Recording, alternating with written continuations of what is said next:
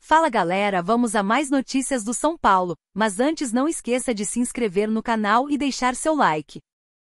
Zubeldia critica trabalho da arbitragem e a diretoria sobre futuro de James no São Paulo. Na quinta colocação do Campeonato Brasileiro, o São Paulo ficou apenas no empate diante do Juventude na última rodada, trabalhando para evoluir. Com 9 vitórias em 18 partidas disputadas, o São Paulo soma 31 pontos e é o quinto colocado do Campeonato Brasileiro, a 1 ponto do G4. O técnico Zubeldia vem trabalhando em busca da qualificação do elenco para manter a equipe brigando na parte de cima da competição. No empate sem gols diante do Juventude, disputado no último domingo, o técnico Jair Ventura não concordou com o resultado em campo, apontando que a sua equipe foi superior ao tricolor e merecia ter conquistado os 3 pontos. Em contraponto, Rafinha lamentou o resultado, mas destacou o desempenho apresentado pela equipe em campo. Durante a partida, Zubeldia levou o terceiro amarelo e está suspenso da próxima partida. O técnico também foi advertido com um cartão vermelho. Não escondeu o incômodo. Apesar da suspensão, o treinador demonstrou um maior incômodo com o trabalho da comissão de arbitragem durante a partida. É um tema menor para mim, a suspensão. Mas, indiscutivelmente, há falhas que eu não gosto.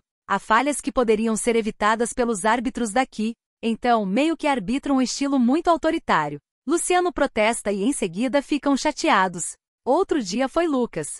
E isso são jogadores de nome. Então, isso me custa muito. Tem que respeitar a Lucas Moura. Tem que respeitar Luciano, apontou. Zubeldia destacou que reprova a forma como a arbitragem se porta em campo, muitas vezes com uma postura autoritária, que prejudica a equipe no próximo jogo. Há situações que me deixam surpreso. Uma coisa é o árbitro fazer justiça no jogo e outra coisa é ser autoritário. Desabafou sobre situação. Em seguida, não contemplar algumas situações que são normais no jogo. Isso me deixa surpreso aqui. Não acredito que seja algo pessoal. A única coisa que eu vou seguir dizendo é que eu venho de visitante aqui não para passear, eu venho para ganhar. E digo isso para meus jogadores, ressaltou. O comandante do tricolor do Morumbi ainda foi questionado sobre o futuro de James Rodrigues, que foi um dos principais jogadores da Colômbia na Copa América, despertando o interesse de outras equipes.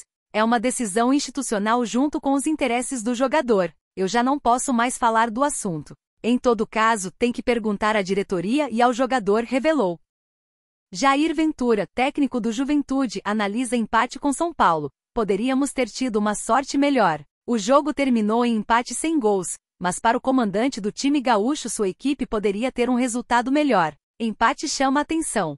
São Paulo e Juventude empataram sem gols no encerramento da 18ª rodada do Brasileirão Série A. As equipes fizeram um jogo equilibrado e o jogo que aconteceu na noite do último domingo 21, terminou em 0-0, com um ponto para cada equipe. Com o resultado, o Soberano chegou aos 31 pontos e está na quinta colocação da primeira divisão do Campeonato Brasileiro. No momento, a diferença está com 8 pontos a menos que o líder Botafogo. Até o atual momento, a campanha do tricolor paulista é de 9 vitórias, 4 empates e 5 derrotas. Na noite da próxima quarta-feira, 24, às 19h30, o time encara o líder do Brasileirão dentro de casa. Na coletiva após a partida, o novo treinador do time gaúcho, Jair Ventura, analisou o confronto. Para ele, a sua equipe foi superior e merecia um resultado melhor. Ele citou algumas chances que o Juventude teve e que faltou sorte para conseguir os 3 pontos.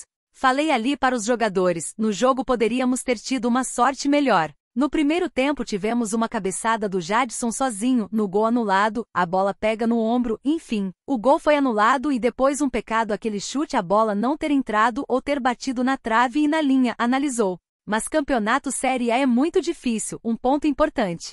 Ficamos no quase, quem sabe no próximo jogo possamos comemorar uma vitória importante para nos levar ainda mais alto dentro da tabela, encerrou o treinador do adversário. Por outro lado, Zubeldia, treinador do tricolor paulista, expôs que o resultado foi o justo, pois as duas equipes tiveram seus momentos durante a partida. O comandante tricolor também comentou algumas situações das partidas que mostram o equilíbrio da partida. Creio que o resultado termina sendo justo. No começo do primeiro tempo tivemos a iniciativa que planejamos, e na maior parte do primeiro tempo o time teve o perfil do time que somos. Claro que em algumas situações, atacando o espaço com cruzamento não chegamos, e no segundo tempo esteve mais complicado o controle da bola, ponderou o técnico. São Paulo e Juventude não alteram o placar em jogo válido pelo Brasileirão Série A. Equipes reclamaram da condição do gramado no Mané Garrincha, em Brasília. O empate entre paulistas e gaúchos. Neste domingo 21 no estádio Mané Garrincha, São Paulo e Juventude empataram sem gols em um jogo válido pela 18ª rodada do Campeonato Brasileiro. O resultado reflete uma partida em que o tricolor dominou a primeira etapa, enquanto o Ju pressionou mais nos minutos finais, mas encontrou obstáculos cruciais ao longo do confronto. O São Paulo, apesar de atuar como visitante, teve o apoio significativo de sua torcida em Brasília. O tricolor controlou as principais ações do primeiro tempo, criando várias oportunidades de gol. André Silva tentou 2 finalizações perigosas, mas a maior chance foi com Luciano. O camisa 10 arriscou um belo chute de fora da área, que acertou o travessão e ficou com o goleiro Gabriel. Aos 38 minutos, Jadson teve uma chance clara ao cabecear para fora após um cruzamento, assustando a defesa do Juventude. Como foi a partida? No segundo tempo, o ritmo do jogo mudou. O São Paulo não conseguiu manter o mesmo nível de pressão e criação que mostrou na primeira etapa. O Juventude aproveitou para se reerguer e começou a levar mais perigo ao gol defendido por Rafael. Aos 27 minutos, Eric conseguiu balançar as redes após um erro de Rafael, mas o VAR entrou em cena para revisar o lance. A revisão revelou um toque de mão de Gabriel Talhari na origem da jogada, levando Wilton Pereira Sampaio a anular o gol. O Juventude continuou pressionando, e aos 42 minutos, Gabriel Talhari arriscou um chute que acertou o travessão, mantendo 0 no placar. Apesar da boa movimentação da equipe gaúcha, o São Paulo conseguiu segurar o empate e garantir um ponto fora de casa. Como fica a situação de cada equipe? Com o empate, o São Paulo agora soma 31 pontos e ocupa a 5ª posição na tabela. Já o Juventude, com 21 pontos, está na 12ª colocação. A partida também marcou um momento importante para ambos os times, com o Juventude buscando recuperação e o tricolor tentando se consolidar entre os primeiros colocados. Os próximos compromissos trazem novos desafios para as equipes. O Juventude enfrentará o Cruzeiro em Belo Horizonte na quarta-feira, 24, às 19 horas, no Mineirão. O São Paulo, por sua vez, receberá o Botafogo no Morumbis, também na quarta-feira, às 19h30. Esses jogos serão decisivos para ambas as equipes em suas respectivas campanhas na competição. Autor do gol anulado, Eric fala sobre o lance contra o São Paulo. O VAR achou. O lance contou com o auxílio do VAR e foi anulado logo após a comemoração do gol. A visão do atacante. O Juventude enfrentou São Paulo na noite do domingo 21 na Arena Mané Garrincha, em jogo válido pela 18ª rodada do Brasileirão Série A 2024. Com 2 equipes com pouca criatividade, o placar permaneceu em 0-0. Entretanto, o Juventude chegou a marcar um gol, já no 2 graus tempo. Eric arriscou uma finalização de fora da área e balançou as redes. Todavia, após o auxílio do VAR, o lance foi anulado devido a um toque de mão de Gabriel Talhari, ainda na origem do lance. Após o final da partida, Eric comentou sobre o lance. Hoje, infelizmente, o VAR achou que pegou na mão do Talhari. Saímos com o sentimento de que poderíamos ter conseguido mais. Somos fortes jogando no Alfredo Jaconi. Recuperar porque tem batalha contra o Cruzeiro. Não dá tempo para lamentar. As ideias não funcionaram. Em contrapartida, a torcida são paulina não aprovou o empate. Além disso, não gostaram de ver o time sem criatividade em campo. Sem Caleri, André Silva foi o escolhido pelo Zubeldia.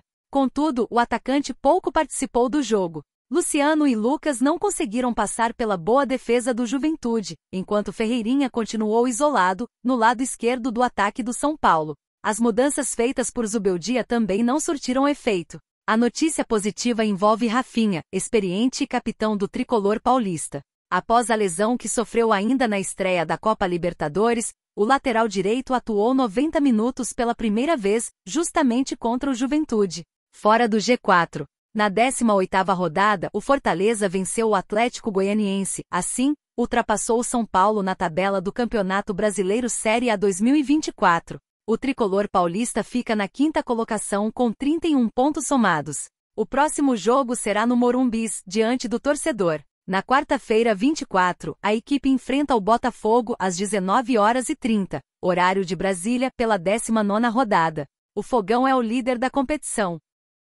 Contratação de Maurício Lemos no São Paulo só falta assinar e deixar o Atlético. O negócio com o zagueiro uruguaio de 28 anos seria por empréstimo. Neste momento, Lemos acabou de ser liberado pelo departamento médico do Galo, novo reforço do São Paulo. Depois de negociar Diego Costa com o Krasnodar da Rússia, o São Paulo busca um novo zagueiro para complementar o elenco do técnico Luiz Zubeldia para a sequência da temporada. A bola da vez no Morumbi é Maurício Lemos, do Atlético Mineiro, que conta com aval do comandante. O negócio com o zagueiro uruguaio de 28 anos seria por empréstimo. Neste momento, Lemos acabou de ser liberado pelo departamento médico do Galo. Ele está 100% após se recuperar de uma lesão muscular na coxa, mas não entra em campo desde o final de junho. São Paulo tem negociações encaminhadas com Maurício Lemos, zagueiro do Atlético Mineiro. Detalhes de Maurício Lemos no SPFC. Acordo seria por empréstimo, em um primeiro momento, com o tricolor assumindo seus vencimentos. Ele não foi relacionado para o jogo contra o Vasco da Gama, vencido por 2-0, por ter feito 6 partidas. Nesta segunda-feira 22 haverá uma reunião que pode sacramentar o negócio. O uruguaio perdeu espaço no plantel atleticano, que recentemente contratou mais 2 nomes para a zaga, Lianco e Júnior Alonso. Lemos chegou a Belo Horizonte em 2023 e tem contrato até dezembro de 2025. Em 2024, o zagueiro disputou 14 jogos e anotou 2 gols. Ele chegaria para ser a 4ª opção da zaga, atrás de Arboleda, Ferraresi e Alan Franco. O clube ainda conta com Sabino, além dos jovens Matheus Belém e Gão. Revelado pelo Defensor, o jogador passou a maior parte da carreira na Europa, com Fenerbahçe, Sassuolo, Las Palmas e outros clubes no currículo. Enquanto isso, Marcos Antônio assinou um termo eletrônico, como uma espécie de pré-contrato com o São Paulo. Após o jogo contra o Juventude, membros da diretoria retornam à capital paulista. Com isso, eles se encontram com o atleta e realizam a assinatura oficial no papel. O termo eletrônico já garante o atleta como jogador do SP. Ele treina já com o elenco nesta segunda-feira 22 na reapresentação do grupo.